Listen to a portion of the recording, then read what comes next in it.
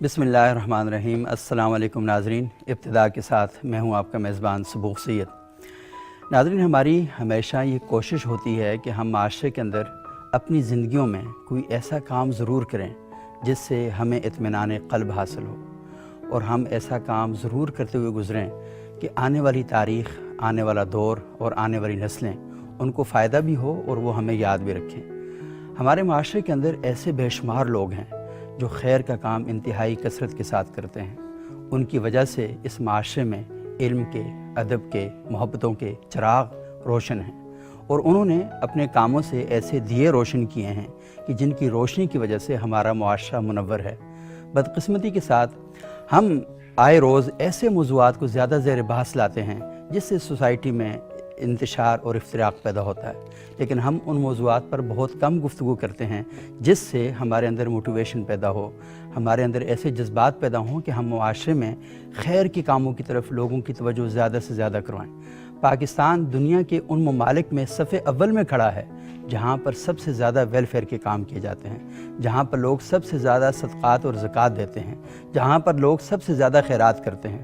رمضان کے مہینے میں آپ دیکھتے ہیں کہ لوگوں کی ایک بہت بڑی تعداد ہے جو اس جذبے کے ساتھ اپنے گھروں میں داخل ہوتی ہے اور اپنے گھروں سے نکلتی ہے کہ وہ معاشرے کے اندر بہتر سے بہتر کام سر انجام دے سکیں، اور یہ سوسائٹی کا رواج بنتا ہے، یہ سوسائٹی کا چلن بنتا ہے، اور اس کے نتیجے میں ہم دیکھتے ہیں کہ ہم ایک دوسرے سے سبق حاصل کرتے ہیں، ہمارے جذبات ایک دوسرے کو دیکھ کر جمع بھی ہوتے ہیں اور ہم ان کو فروغ کا سبب بھی ہم وہاں پر بناتے ہیں۔ تو آج ہم اسی موضوع پر بات کرنا چاہتے ہیں، اور ہمارے ساتھ لکیلی بہت شاندار ایک پینل موجود ہے۔ یہ ینگ لوگ ہیں اور یہ معاشرے کے وہ چراغ ہیں، یہ معاشرے کے وہ دیے ہیں جنہوں نے معاشرے کے اندر بجائے اس کے کہ وہ اپنی ذات کو سر فہرست رکھتے، انہوں نے اپنی سوسائٹی کو، اپنے معاشرے کو، اپنی معاشرتی قدروں کو پامال ہونے سے بچانے کے لیے اور اپنی معاشرے کے اندر بہتری کے جو چراغ ہیں ان کو روشن کرنے کے لیے کام کیا۔ ہمارے بہت زبردست مہمان ہیں زاہد حسین کاظمی صاحب، یہ منتظم ہیں باب العلم اسکول ہری پور میں، اور ان کی ایک لائبریری بھی ہے جس کا نام بھی باب العلم لائبریری ہے، اور ان کے اسکول کے بارے میں تھوڑی سی ہم بات کریں گے کہ یہ پاکستان کا ایک بڑا یونیک قسم کا اسکول ہے، اور اس اسکول کی فیس جو ہے بہت زیادہ ہے۔ عام بچہ مطلب شاید ہم جیسے لوگ اپنے بچوں کو وہاں داخل کرواتے تھوڑے سے پریشان ہو جائیں کہ اتنی فیس ہم کیسے پے کر سکیں گے۔ بہت شکریہ زاہد کاظمی صاحب، آپ یہاں تشریف لائے۔ ہمارے دوسرے معزز مہمان ہیں جناب وقاص احمد خان صاحب، یہ منتظم ہیں ایثار ہیلتھ سینٹر کے، اور یہ ایک بڑے دور افتادہ علاقے میں جہاں پر صحت کی سہولیات نہیں تھیں، اور وہاں پر لوگوں کو صحت کی سہولیات حاصل کرنے کے لیے 3-4 گھنٹے کا سفر کر کے اسلام آباد، راولپنڈی اور دوسرے جو شہر ہیں وہاں پر جانا پڑتا تھا۔ تو انہوں نے اپنے علاقے کی اس ضرورت کو محسوس کیا اور اپنے علاقے میں اپنی مدد آپ کے تحت ایک چھوٹا سا سینٹر قائم کیا، اور وہاں پر یہ فیل کیا جا رہا تھا کہ شاید یہ کامیاب نہیں ہوگا۔ یہ 3 سال پہلے، 2 سال پہلے یہ ایک چھوٹا سا پودا لگایا گیا ہے، آج یہ سایہ دار شجر بن چکا ہے۔ بہت شکریہ وقاص خان صاحب، آپ یہاں تشریف لائے۔ ہمارے تیسرے معزز مہمان ہیں جناب ریحان طاہر صاحب۔ ریحان طاہر صاحب ویسے ماحولیاتی سائنس پر کام کر رہے ہیں اور بہت ہی زبردست چیزیں ان کے پاس ہیں اور بڑے اچھے آئیڈیاز پر یہ کام کر رہے ہیں، اور یہ ویسے یوتھ لیڈر بھی ہیں۔ پاکستان میں ایک بڑا زبردست ادارہ ہے جو دنیا کے مختلف ممالک میں کام کرتا ہے، تقریباً 20-21 ممالک میں اس کی جو برانچز ہیں وہ اس وقت موجود ہیں، مسلم ہینڈز پاکستان، اور یہ مسلم ہینڈز کے پاکستان میں مینیجر ہیں اور بہت شاندار قسم کے کام کر رہے ہیں۔ تعلیم کے میدان میں بہت ہی زبردست قسم کی خدمات ہیں مسلم ہینڈز کی۔ تو بہت شکریہ ریحان صاحب، آپ یہاں تشریف لائے۔ اور اصل میں یہی سسپینس تھا کہ میں نے کہا وہ اتنی فیس ہے کہ شاید ہم لوگ سوچیں کہ ہم بچوں کو داخل کروائیں یا نہ کروائیں۔ یہ 1 روپیہ ماہانہ فیس پر بچے وہاں پہ پڑھ رہے ہیں، تو انہوں نے کم سے کم اس کی ویلیو رکھی ہے، اور 1 روپے کو مرحلہ لائٹ اس وجہ سے نہیں لینا چاہیے کہ 1 لاکھ روپیہ ہو، شروع 1 روپے سے ہی ہوتا ہے جی جتنا بھی ہے۔ جی بالکل۔ اب قصہ یہ ہے کہ فیس کسی اسکول میں 1 لاکھ روپیہ بھی ہو سکتی ہے، 1000 روپیہ بھی ہو سکتی ہے، اور 1 روپیہ بھی ہو سکتی ہے، اور یہ 1 روپیہ صرف باب العلم اسکول میں ہی ہو سکتی ہے، ہر اسکول میں نہیں ہو سکتی۔ جی ہاں، شاید ممکن ہے کچھ اور بھی ہو۔ بہرحال تو اس میں یہ ہے ہم ان کو اس 1 روپیہ کے بس پڑھاتے ہیں، ان کو ہم بیگز فراہم کرتے ہیں، آپ خود دیتے ہیں، اور یونیفارم؟ جی یونیفارم دیتے ہیں، بیگ دیتے ہیں، کتابیں، اسٹیشنری، ہم نے ان کو ٹرانسپورٹ کی سہولت دے رکھی ہے، پک اینڈ ڈراپ۔ اور ان والدین سے اور بچوں سے ایک اور وعدہ ہے جو ابھی پورا نہیں ہو پایا، وہ یہ ہے کہ ہم انہیں کچھ فوڈ بھی دیں گے۔ صحیح۔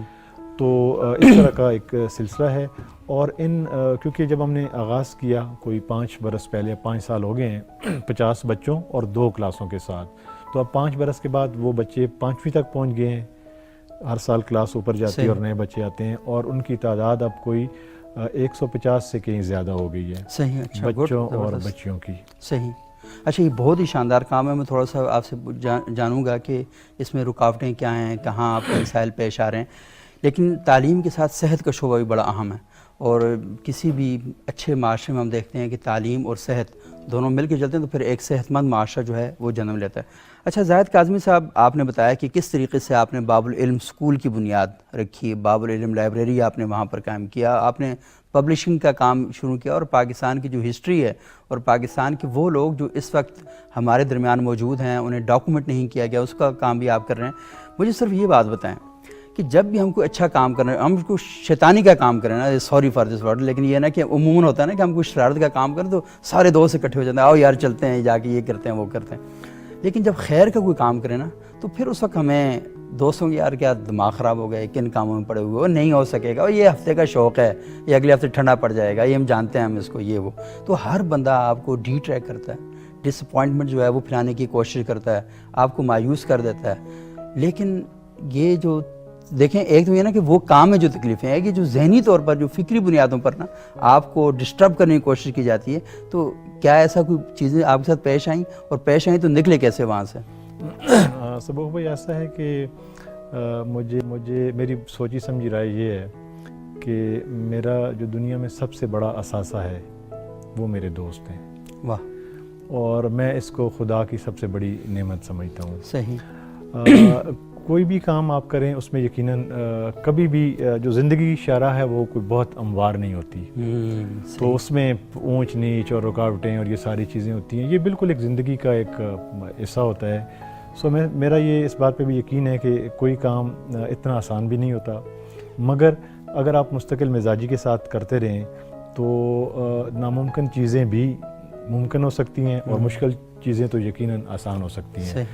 دونوں طرح کی کیفیات میرے سامنے رہیں اور جن کا مجھے سامنا کرنا پڑا. مثلاً جو لائبریری کا سفر ہے وہ کوئی 20-22 برس پہلے شروع ہوا، اور جب میں نے اپنے دوستوں سے یہ آئیڈیا ڈسکس کیا کہ میں اپنے گاؤں میں ایک لائبریری بنانا چاہتا ہوں جہاں پہ دور تک لائبریری کا کوئی تصور بھی نہیں تھا. صحیح. تو دوستوں نے کہا کہ یہ تو بالکل ایک فضول کام ہے اور اس میں آگے بڑھنے کے امکانات کم ہیں اور وغیرہ وغیرہ. صحیح. لیکن میرا کیونکہ اس میں بنیادی طور پہ شوق تھا تو میں اس میں. اچھا، یہ بڑی مزے کی بات ہے کہ شوق اگر ہو نا ساتھ تو پھر تو زیادہ بہتر ہو جاتا ہے. کیونکہ میں خود قاری تھا، مجھے کتاب سے ایک رغبت تھی، مطالعے سے دلچسپی تھی، تو وہ 20-22 برس میں. میں آپ کے بارے میں تھوڑا سا میں اپنے آڈینس کو یہ بتاتے چلوں کہ پاکستان میں بہت کم ایسے لوگ ہیں کہ جن کے پاس سوانح عمریاں کا، یہ جو سوانح عمری لکھی جاتی ہے کسی کی، اس کا تقریباً مطلب ہمیں جو معلوم ہے اس کے مطابق بڑا ذخیرہ کاغذوں سے. کتنی ویسے آپ کے پاس پڑی ہوں گی سوانح عمری؟ جی، میرے پاس خود نوشت سوانح عمریوں کا باب العلم لائبریری میں مجموعی طور پہ تو کوئی 30-35 ہزار کتابیں ہیں. صحیح. جو منظم نہیں ہیں، ذرا بہت بڑا کلیکشن ہے اور ہمارے پاس اتنا سپیس نہیں ہے. یہ 30-35 ہزار کتابیں مختلف موضوعات میں ہیں، یعنی ہر اہم موضوع پہ کچھ نہ کچھ ہے. مگر میری ذاتی دلچسپی بھی آپ بیتی پڑھنے میں بہت دیر سے تھی، اور کچھ خاص چیزیں پڑھنے کی وجہ سے اور زیادہ رغبت ہوئی، تو اس پہ پھر میں نے خاص کوشش کی. اور پچھلے کوئی 10-12 برس میں ہم نے اتنی آپ بیتیاں باب العلم لائبریری کے لیے اکٹھی کیں اور اس میں موجود ہیں، جس کے بارے میں بہت سارے پڑھنے لکھنے والے لوگوں کا پاکستان بھر کے یہ خیال ہے کہ یہ پاکستان اور ہندوستان کا پہلا یا دوسرا سب سے بڑا کلیکشن ہے اردو آپ بیتی کا. 1876 سے لے کے اب تک شائع ہونے والی، میرا خیال ہے 1876 سے، جی، جو پہلی آپ بیتی معروف ہے کالا پانی، مولانا جعفر تھانیسری کی، تو اس سے لے کے اب تک شائع ہونے والی آپ بیتیوں میں میرا خیال ہے اگر بہت محتاط انداز میں بھی میں کہوں تو 95% سے زیادہ اردو آپ بیتیاں ہمارے اس ذخیرہ میں موجود ہیں. ایکسلنٹ، بہت زبردست، بہت زبردست. اگر کوئی حال ہوتا نا لوگ بیٹھے تو میں کلیپنگ کی درخواست کرتا ہوں ان سے، لیکن یہ نا کہ بہت شاندار کام ہے. اچھا یہ بتائیں کہ اس پر بھی ہم بات کریں گے تھوڑی سی کہ آپ بیتی پر جو ہرڈلز ہیں وہ کیا تھیں، رکاوٹیں کیا تھیں؟ جی بہت شکریہ. ایسا ہے کہ لائبریری کا تو میں تجربہ آپ سے بیان کر چکا ہوں، مگر کیونکہ میں اس میں ذاتی شوق تھا اور شدید شوق تھا، تو اور پھر میں ویسے اپنی ذاتی زندگی میں ایک انتہائی غیر منظم آدمی ہوں، انتہائی غیر منظم.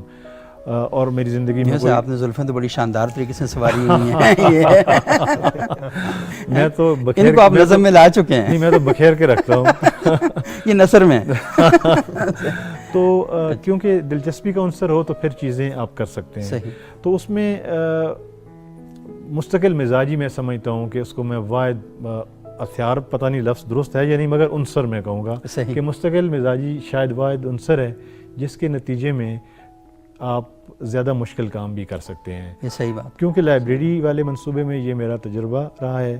تو جب میں نے اسکول کے بارے میں اپنے کچھ دوستوں سے یہ بات کی تو زیادہ دوستوں نے تو اس کو بہت عمدہ کام کہا. اچھا. اور پیٹ ٹھونکی کہ جی ضرور. انہوں نے لائبریری کو اپریشیٹ نہیں کیا لیکن اسکول کو انہوں نے کہا کہ زیادہ بہتر. نہیں، یہ کچھ اور دوست تھے. اچھا. کیونکہ لائبریری والا معاملہ تو بالکل مقامی سطح کا تھا، اور وہ لوگ جن کے ساتھ مل کے ہم سماجی کام کر رہے تھے 92 سے، صحیح، جو مقامی لوگ ہوتے ہیں، تنظیم بھی تھی، تو ان میں ایک تو رغبت شاید نہیں تھی دوستوں کو کتابوں سے، اور وہ اس لیے ان کو بہت مفید کام نظر نہیں آتا تھا. تو مگر جب اسکول کا پروجیکٹ ہے وہ میں نے مختلف دوستوں سے ڈسکس کیا جو لاہور، کراچی، اسلام آباد یا دوسرے شہروں میں وہ رہتے تھے. تو اکثر دوستوں نے اسے ایک بہت عمدہ کام کہا. مگر مقامی سطح پہ پھر دوستوں کا خیال یہ تھا کہ یہ ایک بہت مشکل کام ہے. یہ نہیں، میں یہ نہیں کہوں گا کہ انہوں نے حوصلہ شکنی کی، مگر انہوں نے یہ اندیا دیا کہ یہ شاید چلنے والا کام نہیں ہے. تو اس میں ذرا مشاورت ہوتی رہی. اب سمجھ نہیں آ رہی تھی کہ اس کام کا آغاز کہاں سے کیا جائے. اچھا، اس سے پہلے ایک اور چھوٹی سی بات بتاؤں. جب یہ ہم نے سوچا کہ ہم اسکول بناتے ہیں تو ہم والدین سے ملے سب سے پہلے، خاص طور پہ ان خاندانوں سے کہ جن کے بچوں کو ہم اسکول میں لانا چاہتے ہیں. والدین سے ملنے والی بات تو تھوڑی سی آگے کی. بتائیں کہ گھر میں بھابھی نے کیا کہا؟ انہوں نے کہا کدھر جا رہے ہیں بھائی، کیا کر رہے ہیں آپ؟ میرا خیال ہے مجھے اس بات کا بہت کھل کے اظہار کرنا چاہیے کہ میری خوش قسمتی ہے کہ میری اہلیہ میرے ایسے کاموں میں میری مدد کرتی ہے. دیکھیں گھر سے جب سپورٹ ہوتی ہے نا تو پھر تو کام. جی ہاں، اور یہ بات یقینی ہے کہ جب آپ ایسا کام کر رہے ہوتے ہیں تو آپ اپنے گھر والوں کا وقت جو ہے وہ کئی بار ایسی سرگرمیوں پہ صرف کر رہے ہوتے ہیں. تو یقیناً اس کا ان کو نقصان تو ہوتا ہے، لیکن بہرحال میرا ان کے لیے اطمینان بھی ہوتا ہے کہ چلیں ہمارے گھر سے کوئی پروڈکٹیو کام جو ہے وہ ہو رہا ہے. تو میری اہلیہ عملی طور پہ بھی اور زبانی طور پہ بھی اس میں میرا ہاتھ بٹاتی ہیں، میری حوصلہ افزائی کرتی ہیں، اور میری بہت ساری سرگرمیوں کو وہ دیکھتی ہیں، مینیج کرتی ہیں.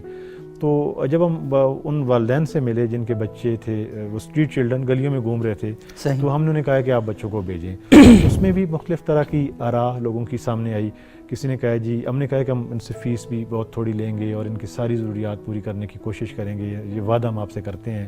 تو دونوں طرح کے خیالات تھے لوگوں کے. کچھ لوگ بہت پرجوش ہوئے، انہوں نے کہا جی اس سے اچھی بات کیا ہے، ہماری شریف خواہش ہے مگر ہم نہیں بھیج سکتے. مگر کچھ لوگوں نے کا خیال یہ تھا کہ ابھی تو آپ 1 روپے فیس لے رہے ہیں اور باقی چیزیں دے رہے ہیں، عین ممکن ہے آگے چل کے آپ اس فیس کو بڑھا دیں اور باقی جو چیزیں آپ دینے کا وعدہ کر رہے ہیں وہ بھی نہ کر سکیں، تو اس صورت میں بوجھ ہم پہ آئے گا، وہ ہم افورڈ نہیں کر سکیں گے. تو یہ ایک مشکل تھی. اس پہ ظاہر لوگوں سے بات کی گئی، ان کو قائل کیا گیا، اور لوگوں کے پہلے سے کچھ ایسے تجربات تھے کہ ان کے لیے مسائل پیدا ہوئے، اس طرح کی کمٹمنٹ ان سے کی گئی لیکن اس پہ عمل نہ ہو سکا. یہ ایک مشکل آئی. مگر مجموعی طور پہ عموماً یہ کہا جاتا ہے، اور یہ جیسے کہ میں خود بھی کہہ چکا ہوں کہ ایسے کاموں میں بہت مشکل ہوتی ہے، لیکن میں اپنی دیانتدارانہ رائے یہ دوں گا کہ مجھے اس میں کوئی زیادہ شدید مشکلات کا سامنا نہیں کرنا پڑا، اور دوستوں نے بہت کوآپریٹ کیا آپ کے ساتھ. اور اس کی وجہ پھر میں وہی بیان کروں گا کہ میرے جو پچھلے 15-20 برسوں سے ایک دوستوں کا بڑا سرکل بنا پاکستان بھر میں، ان میں سے اکثر دوستوں سے ہم نے ریکویسٹ تک نہیں کی، وہ خود آئے.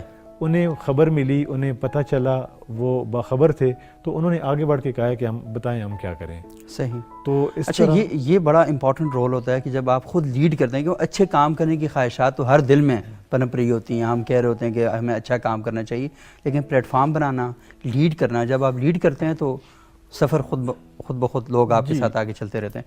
اچھا وقاص صاحب، میں تھوڑا سا آپ سے جانوں گا، پہلے یہ بتائیں کہ آپ ان کا کیا رد عمل تھا جب آپ نے کام شروع کیا؟ میرے والد صاحب کا خیال یہ تھا کہ یہ بہت خراب آئیڈیا ہے اور آپ کی زندگی بے چینی اور بے قراری کا شکار ہو جائے گی، اور ان کا یہ بھی کہنا تھا کہ تمہارے اپنے اتنے بہت سارے اور کام ہیں، کر نہیں سکو گے تو خواہ مخواہ وہ آپ کو پتہ ہے نا، گاؤں کے خاص ماحول ہوتا ہے، اور وہ دیندار لوگوں کی طرف وہ ایک مزاربہ والا اسکینڈل کا بھی جی تھا، ہاں، معاف ایسا کہ کیجیے گا واقعات اس کا پیش آ گئے تھے. صحیح. تو والد صاحب چونکہ تبلیغی جماعت کے ساتھ تو وہ یہ سوچتے ہوں گے کہ یہ ہماری بدنامی کا سبب کل کو بنے گا، بدنامی مزید کا سبب بنے آگے تھوڑے کام ایگزیکٹلی تو انہوں نے تو بالکل نہ فور فیٹ کر دیا. اور یہ بھی کہا ہوگا وہ کام کیا تھا وہ بھی آدھا چھوڑا، وہ کیا تھا وہ بھی آدھا بالکل، چھوڑا، وہ اب آپ ایک کو نیا آپ کی کام غلطیاں جی وہ ساری جو چیزیں ہوتی ہیں انسان کی زندگی میں تھرو آؤٹ والدین کا چونکہ ظاہر ہے وہ انالائز کرتے ہیں، تو انہوں نے تو بالکل منع کر دیا. لیکن بڑے بھائی ہیں میرے، ان سے میں نے بات چیت کی اور انہیں بتایا، باقی سب لوگوں کو کنونس کرنے کی کوشش کی، تو انہوں نے کہا کہ والد صاحب سے بات کرتے ہیں. اینی ویز کچھ تھوڑے سے دنوں کے اندر والد صاحب نے بھی پھر رضامندی کا اظہار کر دیا. اور پھر اس کے بعد جب ہم نے معاملے کو عملی طور پر بڑھایا اور انہوں نے بھی دیکھا کمٹمنٹ کو، تو اس کے بعد اب وہ مجھ سے یہ کہتے رہتے ہیں کہ تم نے تو اپنی زندگی پھر وہی کہتے ہیں کہ تباہ کر دی ہے، کہ نہ کوئی سونے کا پتہ ہوتا ہے نہ جاگنے کا پتہ ہوتا ہے، کبھی اسلام آباد بھاگ رہے ہوتے ہو کبھی ادھر بھاگ رہے ہوتے ہو. البتہ میں ایک اور چیز کی طرف جو زاہد بھائی نے بھی جس طرف حوالہ دیا اور خود آپ نے بھی بات کی، دو چیزیں میرے خیال میں اس کا کمبینیشن ہوتا ہے جو آپ کے اس کسی بھی کام کو بہت مفید رہتا ہے. ایک یہ کہ جس آئیڈیا پر آپ کام کر رہے ہیں وہ آئیڈیا کیا ہے، صحیح کانسیپٹ کیا ہے آپ کا، اور دوسرا یہ ہے کہ آپ کنسرن لوگوں تک اپنی بات پہنچا سکتے ہیں یا نہیں پہنچا سکتے ہیں. صحیح. مثال کے طور پر جب ہم یہ کرنا چاہ رہے تھے تو ایک آئیڈیا یہ بھی تھا کہ بھی ایسا چیریٹی کا ہاسپٹل اس طرح کا ہو کہ بھی کمپلیٹلی فری ہو، یا لائک ₹1 کا اس میں ہو، یا کوئی نامنل سے کچھ بھی ہو اور اس کے اوپر چلے. صحیح. اور دوسرا آئیڈیا یہ تھا کہ وہ ہائبرڈ ہو. میرا خیال یہ تھا کہ جو ہم نے عمومی طور پر چیزوں کو دیکھا ہے کہ اگر آپ بالکل فری کوئی فیسلٹی پرووائڈ کرتے ہیں تو میجورٹی جو پورشن ہوتا ہے کمیونٹی کا وہ یہ سوچتے ہیں کہ اس لفظ کے لیے معاف کیجیے گا، یہ تو غریبوں مسکینوں کی جگہ ہے. ہاں صحیح، بالکل. یہ تو فقیروں کی جگہ ہے. تو جو آپ کا مڈل کلاس یا لوئر مڈل کلاس یا میجورٹی جو آپ کی ہوتی ہے کمیونٹی، وہ اس طرف جاتی بھی نہیں ہے. صحیح. وہ ایک طرح سے آپ کو پتہ ہے نا، چھوٹے گاؤں میں یہ بھی ہوتا ہے کہ وہ لوگ کہتے ہیں اچھا یہ تو وہ خیرات والی جگہ پہ چلا گیا، خیراتی ادارہ ہے، خیراتی ادارہ ہے. تو ادھر جانے سے پھر وہ ایک یہ نقصان. تو آپ نے اس کو کیسے ایڈریس کیا؟ میں نے اس کو یوں ایڈریس کیا کہ میں نے پورا جو ہم نے اس کا کانسیپٹ بنایا وہ یہ کہ یہ عام طور پر دیکھنے میں یا اس کا جو طریقہ کار ہے یا اس کی جو پروموشن ہے یا پروجیکشن ہے اس میں اس کو کوئی خیراتی ویلفیئر چیریٹی کا وہ نہ دیا جائے عنوان. صحیح. ہم نے اس کو ایک عام ہاسپٹل جس پہ آپ کے 24 گھنٹے مکمل کوالیفائڈ اسٹاف کے ساتھ علاج وہ ہو. البتہ ہم نے یہ کیا کہ جو چارجز اندر ہیں آپ نے سے لینے ہیں وہ بہت زیادہ، یعنی آپ انبلیویبل ہیں. اندر جانے کے بعد آپ کو باہر سے کوئی نہیں لکھا ہوتا کہ یہ ویلفیئر ہے یا خیراتی ادارہ ہے، لیکن اندر جا کر جب آپ علاج کرتے ہیں آپ یقین کیجئے کہ درجنوں ایسے لوگ آئے ہیں کہ ان کو جب آپ نے بتایا کہ آپ کا بل اتنا بن گیا تو انہوں نے کہا کہ آپ دیکھیے بھول تو نہیں گئے. اچھا، اس کے ساتھ دوسرا یہ کیا ہے کہ جو بھی آپ کے پاس پیشنٹ آ جائے یا جو بھی آپ سے رابطہ کرے کہ بھی ہم نے علاج کروانا ہے یا کرنا ہے، تو وہ اگر کہیں پر بھی یہ کہہ دے یا ان کی شکل و صورت سے بھی لگے لباس سے کہ یہ افورڈ نہیں کر سکتے، یا کوئی شخص آ کر کہے کہ جی مجھے یہ علاج کرنا ہے، تو ظاہر ہے آپ کو پتہ ہے علاج میں آپ کا چیک اپ ہوتا ہے، آپ کی ڈائگنوسس ہوتی ہے، آپ کے ٹیسٹ ہوتے ہیں، اس کے بعد جب آپ فائنلی کسی کاؤنٹر پہ پہنچتے ہیں وہاں پر آپ کو پے کرنا ہوتا ہے. صحیح. تو وہاں پہ اکثر اس طرح ہوتا ہے کہ معاف کیجیے گا کسی کے سپوزٹلی ₹1000 بن گئے تو وہ خواتین ہیں یا کوئی بھی مریض ہے وہ کہتے ہیں میرے پاس تو ₹200 ہیں. تو کوئی اس سے یہ نہیں کہتا کہ یہ ₹200 کی دوائی لے لیں باقی پیسے لے کر آ جائیں. ہاں باقی پیسے لے کر آ جائیں جو بڑے بڑے اسپتالوں میں کیا جاتا ہے عموماً. وہ یہ ہوتا ہے کہ بھئی آپ جو بھی ہیں، بلکہ اس میں ایک اور بھی کوشش یہ ہوتی ہے کہ آپ دیکھ لیں کہ ان کے پاس واپس گھر کو جانے کے لیے کرایہ وغیرہ یا کوئی بھی ضرورت کی چیزیں ہیں تو وہ بھی ان کو واپس کر دیں، یا جو ہیں وہ بھی نہ لیں ان سے ₹50 نامنل سے لے کر ان کو علاج کے لیے. مطلب جو بندہ آ گیا اس کے پاس پیسے ہیں یا نہیں ہیں، وہ امیر ہیں غریب ہیں اچھے ہیں برے ہیں. یعنی کہ ہاسپٹل کے اندر آپ نے وہ سسٹم بنا دیا ہے کہ جہاں سے لوگوں کو دیکھ کر یہ شناخت کی جا سکتی ہے کہ یہ بندہ اس کی اہلیت رکھتا ہے نہیں رکھتا.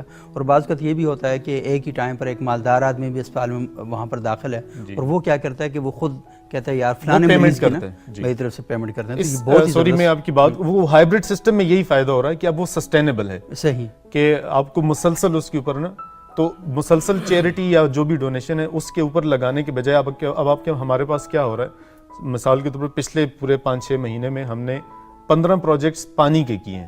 صحیح. وہ ایکسیلنٹ. وہ اس میں اس طرح ہے کہ 13 ہم نے کنویں کھدوائے اور 2 جگہ پر ہم نے واٹر پائپ لائن جو ہے نا بچھائی ہے، اور پہاڑیوں سے 12 ہزار فٹ کی بھی بچھوائی ہے. کیونکہ وہ جو اگر جو ڈونیشن ہم سارا فری میں دیتے لوگوں کو، وہ ہم اس کو ہاسپٹل کے اندر چینلائز کر رہے ہیں. آئیڈیا کو ہائبرڈ ہم نے بنایا ہوا ہے. تو اس طرح کے لوگ آ جاتے ہیں, احباب دوست کمیونٹی سے آپ کے ساتھ ملتے ہیں, ان کے پاس کوئی آئیڈیا ہوتا ہے تو اس کو آپ آگے بڑھاتے ہیں, آگے بڑھا سکتے ہیں, کمیونٹی کو پوری ہاں, ڈیولپمنٹ ہوتی ہے. اور سب سے بڑی بات یہ کہ دیکھیں نا کہ زاہد کاظمی صاحب کام کر رہے ہیں, آپ کر رہے ہیں, ریحان صاحب کام کر رہے ہیں, تو میرا خیال یہ ہے کہ سب سے امپورٹنٹ چیز یہ ہوتی ہے کہ آپ ایک دوسرے کے جو تجربات ہوتے ہیں ان کو شیئر بھی کرتے ہیں ایک دوسرے کے ساتھ.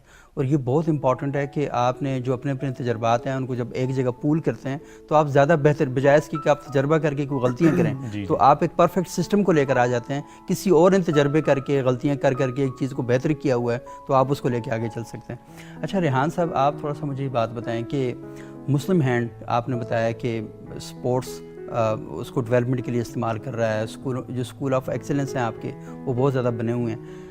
سب سے نمایاں کام جو مسلم ہینڈ کر رہا ہے, اور آپ کو کیا لگتا ہے کہ اس کی کامیابی کے پیچھے جو تجربات ہیں وہ تھوڑے سے شیئر کریں ہمارے ساتھ. سبوق صاحب دیکھیں, میں یہ بات یہاں پر اپنے ناظرین کو ضرور عرض کرنا چاہوں گا کہ جو خدمت کا کام ہے یہ کسی کی میراث نہیں ہے. صحیح. یہ رب تعالیٰ کی اس پہ خاص نظر کرم ہے, عنایت ہے, برکت ہے کہ اس کو چن لیتا ہے. صحیح. اپنے بندوں کو چن لیتا ہے. وہ آپ کو چن لے, مجھے چن لے, کسی ریڈی والے کو بھی چن لے, کسی چھوٹے سے انسان کو اس کے خیر کے ایکٹ کے ذریعے بھی چن لے. صحیح. یتیم کی جو کفالت ہے نا, یہ سب سے بڑا کام ہے. صحیح. اور اس کے بارے میں قرآن مجید میں احادیث مبارکہ میں بارہا اس کی تاکید فرمائی گئی کہ نبی پاک صلی اللہ علیہ وآلہ وسلم نے فرمایا کہ میرے ساتھ بروز قیامت وہ اس طرح ہوگا. ہاتھ کا اشارہ کر کے آپ نے فرمایا. تو وہ یتیم کی کفالت کیوں ضروری ہے؟ دیکھیں, آپ جس معاشرے میں پلے, آپ کے سر پہ والد کا سایہ تھا, والدہ کا سایہ تھا. صحیح.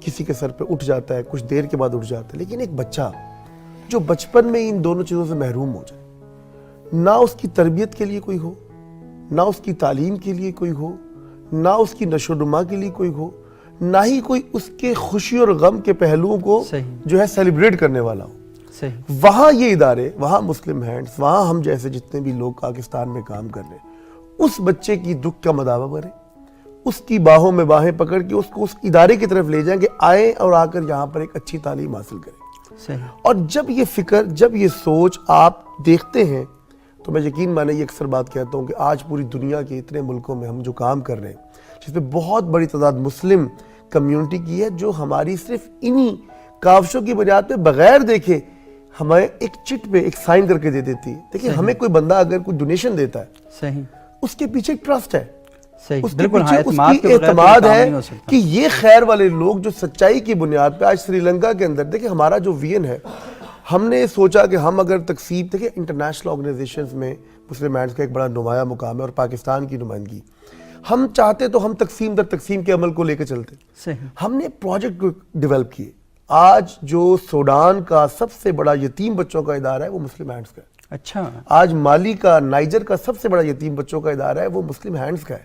آج سلہٹ بنگلہ دیش میں اور انڈونیشیا جکارتا میں جو سب سے بڑا پروجیکٹ ہے وہ مسلم ہینڈز کا ہے. سری لنکا کا سب سے خوبصورت ترین پروجیکٹ, اور یہ دیکھیں یہ پاکستانی عالم دین کی کوششیں اس وقت مسلم ہینڈز چلا رہی ہے. افغانستان میں سب سے بڑا جو یتیم بچوں کا ادارہ ہے مسلم. مطلب بتانے کی بات یہ ہے کہ ان تمام ممالک کے اندر جو ہم کام کریں اس میں یتیم کی کفالت ہے. صحیح. اور یتیم کی کفالت کے اوپر جو ہم نے جس سینس اور جس ایسنس کو لے کے چلے, اس پہ دینے والے نے بھی الحمدللہ اللہ کی اس برکت کے ساتھ ہم پہ یقین کیا, اعتماد کیا. ایک بات. صحیح. دوسری دوسری بات جو آپ نے کی نا کہ ہم کس انداز میں اس کے اندر جو ایک ہمارے لیے جو رول ماڈل ہے, جو چیزیں ہم لے کے آگے بڑھنا چاہ رہے ہیں, سب سے بڑا جو اکثر ہم بات کرتے ہیں وہ ہے اخلاص کی. صحیح. میں اس پہ ایک چھوٹی سی بات ضرور یہاں پر کوٹ کروں گا کیونکہ قبلہ شاہ صاحب ہمیشہ ہمیں اس بات کا درس بھی دیتے ہیں. وہ کہتے ہیں کہ ہم نے جنید بغدادی سے جو ہے نا وہ اخلاص کو سیکھا. ان کا واقعہ جو میں نے دیکھا, وہ ایک حجام کی دکان پہ گیا تو ان کے استاد نے ان کو ڈانٹا اور انہوں نے کہا کہ اس کو, کیا تم اللہ کی رضا کے لیے میرے بال کاٹو گے؟ پیسے تو نہیں تھے جیب, تو اس حجام نے اس کے بال کاٹ دیے. تو جب وہ بڑے ہوئے تو اس نے اس حجام کو کہا کہ آج میں اس کو ریٹرن کر دیتا ہوں کہ اس نے تو میری بڑی خدمت کی. تو اس نے کہا کہ حجام نے کہا کہ میں نے وہ جو بال کاٹے تھے وہ رب کی رضا, اللہ کی رضا کے لیے, وہ تمہارے لیے نہیں. آج تم بڑے عالم دین ہو, آج تم وقت کے ولی ہو, شیخ ہو. تو جو شخص اس خدمت کے سفر میں ان جذبات کے ساتھ, ان نیکیوں کے اصول کو سامنے رکھتے ہوئے اللہ کی رضا کو اور نبی پاک صلی اللہ علیہ وسلم کی تعلیمات کو مد نظر رکھتا, تو میں سمجھتا ہوں یہی کامیابی ہے, کوئی کام نہیں اور یہی رول ماڈل. اور یہ اس سے بہتر کوئی چیز نہیں ہے کہ آپ جس بھی آغاز کریں اخلاص کے ساتھ کریں, تحقیق کے ساتھ کریں, پوری جستجو کے ساتھ کریں اور صدق دل کے ساتھ کریں. جب یہ ساری چیزیں آپ کے اندر موجود ہوں گی تو اس کے نتائج بڑے بابرکت اور بڑے شاندار نکلیں گے. سوسائٹی آپ پر اعتماد کرے گی, آپ کا سوسائٹی پر اعتماد ہوگا, اور یہیں معاشروں کی بہتری کا سفر جو ہے وہ آگے بڑھتا رہے گا. بہت شکریہ ریحان طاہر صاحب, قاسم احمد خان صاحب, زاہد کاظمی صاحب. ناظرین, آج آپ نے گفتگو سنی, اور یہ اصل میں 3 لوگوں کو ہم نے یہاں پر بلایا ہے. آپ کے گلی محلوں میں, آپ کے شہروں کے اندر ایسے بے شمار لوگ ہیں جو اس طرح کے ویلفیئر کے کام کرنا چاہتے ہیں, اور کچھ ایسے لوگ بھی ہوں گے جو ویلفیئر کے کام کرنا چاہ رہے ہوں گے, اور آپ لوگ ان کو حوصلہ نہیں دے پاتے, آپ لوگ ان کے کندھوں کے ساتھ کندھا نہیں ملا پا رہے, آپ ان کے پاؤں کے ساتھ قدم نہیں ملا کے چل رہے, جس وجہ سے وہ یہ کام نہیں کر رہے. تو خدا را اپنے گھروں کو, اپنی مساجد کو, اپنے مراکز کو, آپ جس عبادت گاہ سے بھی منسلک ہیں, ان سب کو سوسائٹی میں خیر کا مرکز بنانے میں اہم سے اہم کردار ادا کریں. ہمارا معاشرہ خوبصورت سے خوبصورت ہوتا جائے گا. بہت شکریہ.